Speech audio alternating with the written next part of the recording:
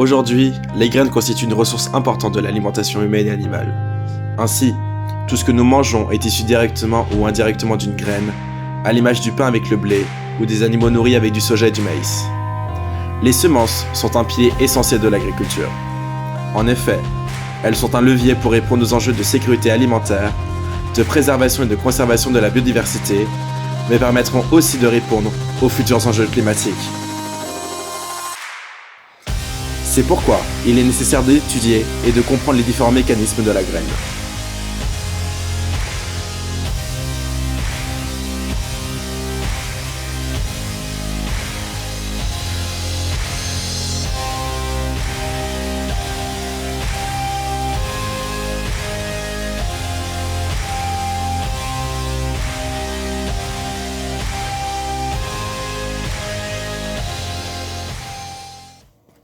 Bonjour à tous, aujourd'hui nous allons vous présenter la dormance chez les graines.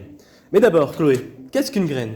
Alors Paul, une graine c'est un organe dormant qui résulte de la fécondation et du développement de l'ovule chez les plantes à fleurs et qui est apte, après germination, à reproduire un nouvel individu. Il existe deux types principaux de graines. Peux-tu nous présenter lesquels ? Oui, tout à fait. Alors, premièrement, il y a les graines exalbuminées et les graines albuminées. Alors, les graines albuminées possèdent des cotylédons et un albumène, tandis que chez les graines exalbuminées, l'albumène a été consommé et tous les cotylédons prennent la place de la graine. Mais revenons-en au sujet principal, Chloé. Qu'est-ce que la dormance ? La dormance est un état physiologique d'une graine viable qui va la rendre incapable de germer dans des conditions pourtant propices à la germination.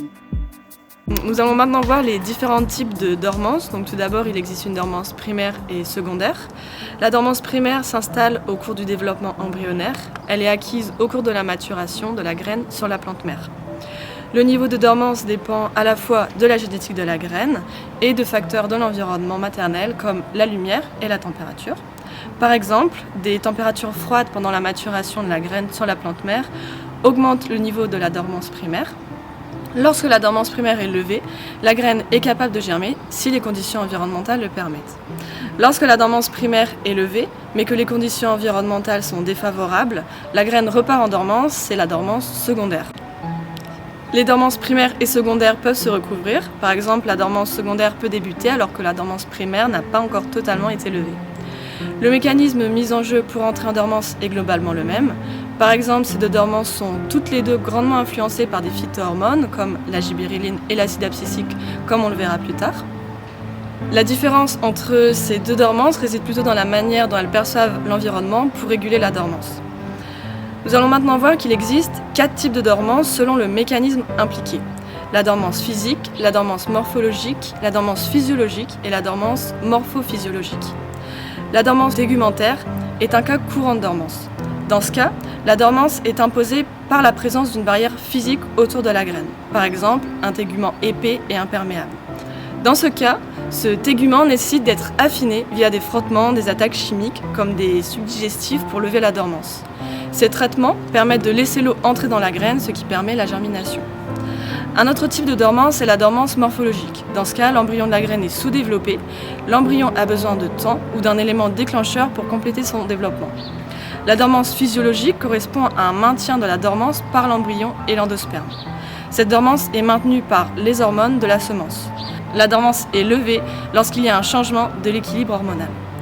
Pour finir, la dormance morphophysiologique correspond à une combinaison de la dormance morphologique et physiologique.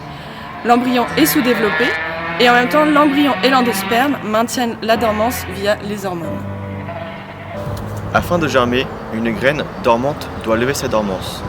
Il existe différents moyens de lever cette dormance en fonction du type de dormance.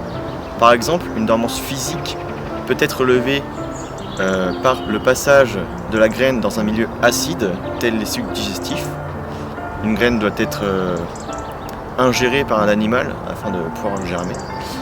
La scarification, c'est-à-dire l'abrasion du tégument, peut être une solution. Ou encore un passage dans l'eau pour ramollir le tégument.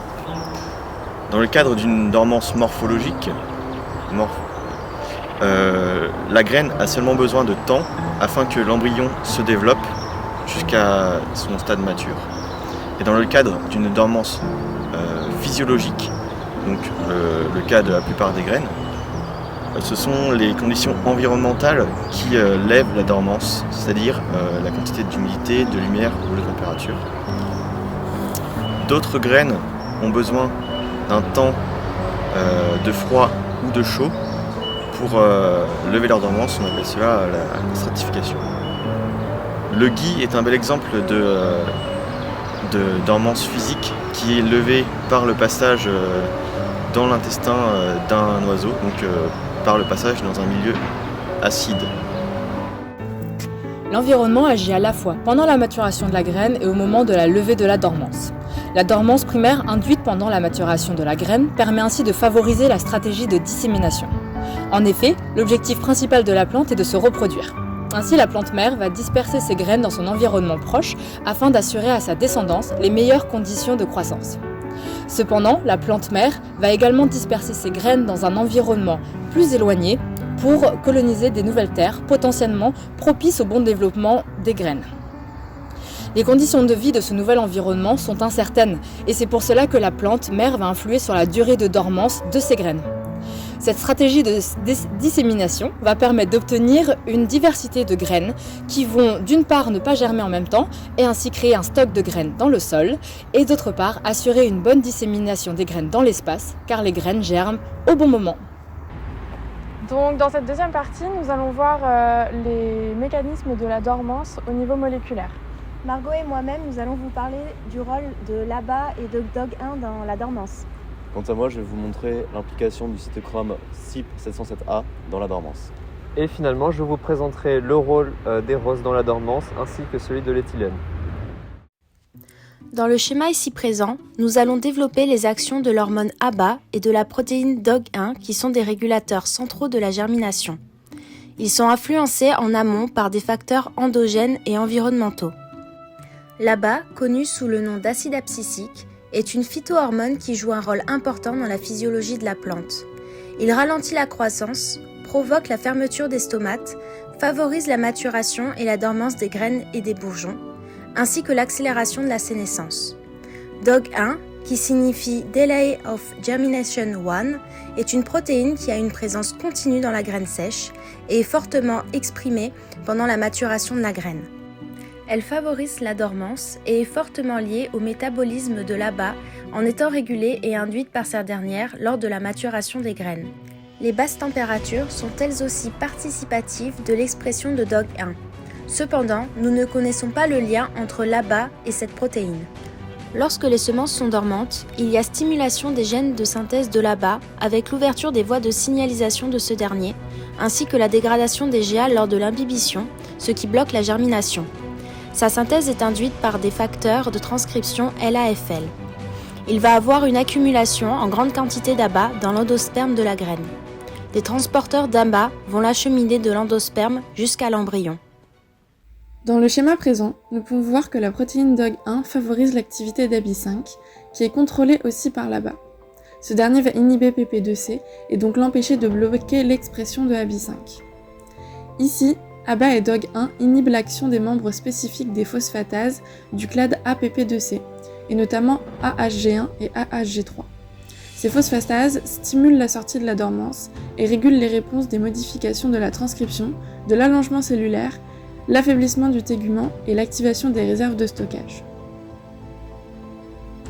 Du côté des GA, appelées gibérellines, hormones régulant le processus de développement, de la germination et sortie de la dormance, nous pouvons voir que DOG1 inhibe sa biosynthèse. De même, sur une graine non dormante, l'inhibition de la synthèse des GA bloque la germination en favorisant l'accumulation des facteurs DELA. DOG1 va donc avoir une action en amont par rapport à la protéine répresseur de l'action des gibérellines, DELA. Lors de l'imbibition des graines, les voies de signalisation des GA sont activées, la teneur en GA va augmenter et devenir importante, ce qui va permettre les germinations. Je vais à présent vous présenter le rôle du cytochrome CYP707A dans la dormance. Alors tout d'abord, qu'est-ce que le cytochrome CYP707A ?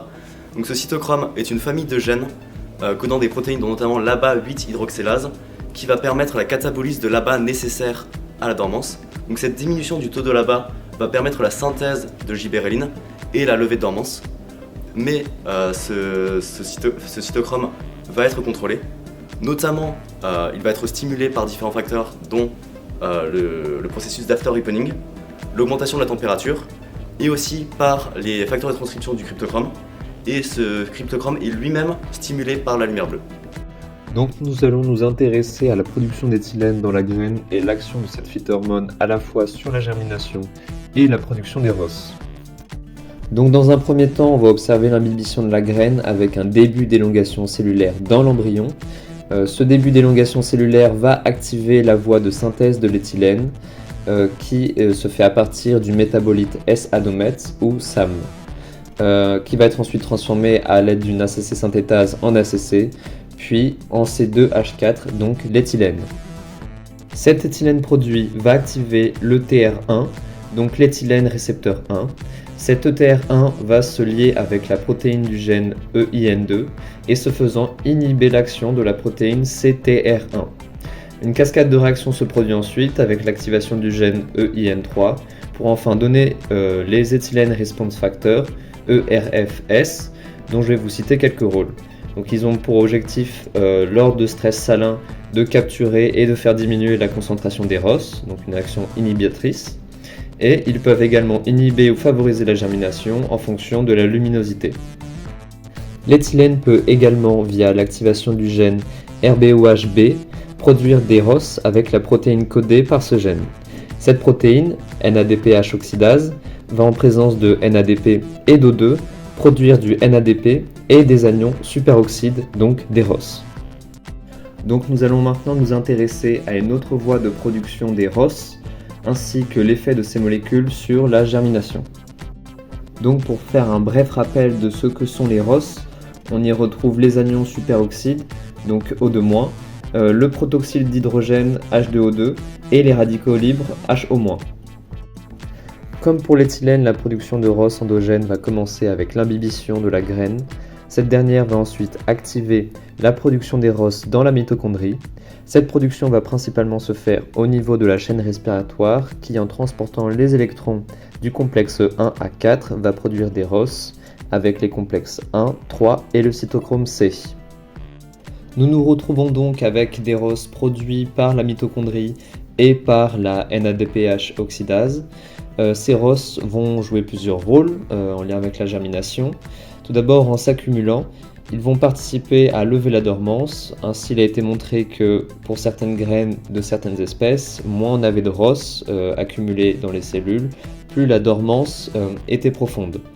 Les ROS vont également participer à la germination par l'élongation cellulaire, qui est importante lors de cette phase de vie de la plante, en encourageant notamment l'entrée d'eau dans les cellules.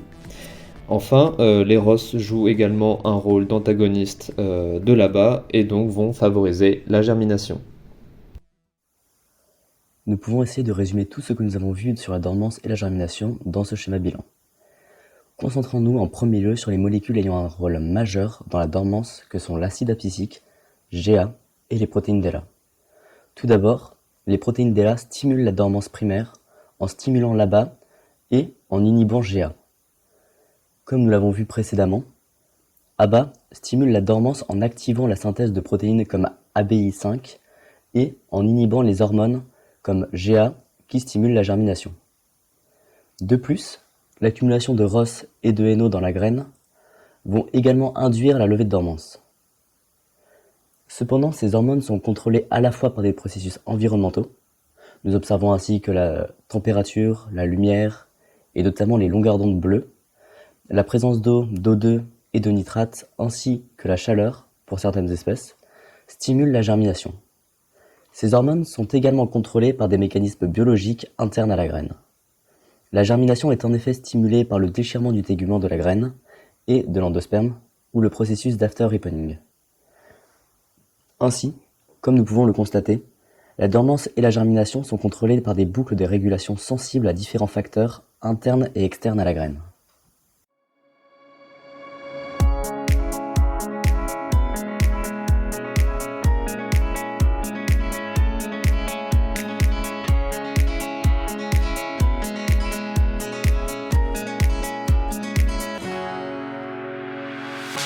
The sun lays so brightly up in the summer sky. I shouted at the mountains, watch me shine and fly. But then cracked the